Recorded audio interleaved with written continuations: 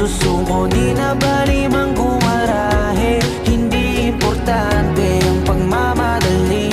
Makukuha mo rin kasabay ng mga ngiti.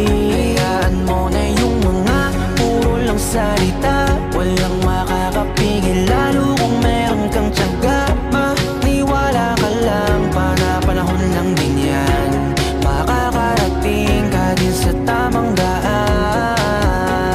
Samahan mo palagi ng dasal, huwag mo dapat kalimutang madalas magpasalamat. Dahil lahat naman ng ito ay siya din naging dahilan sa bawat araw na ikay nahihirapan. Gusto niya lang na ipaalam na imposible ang pwede na mangyari. Huwag kang matakot paiwanan, di naman to paligsahan para lang may patunayan, di na bali. Ang mahalaga, dapat maging masaya, lalong mahalin ang ginagawa mo.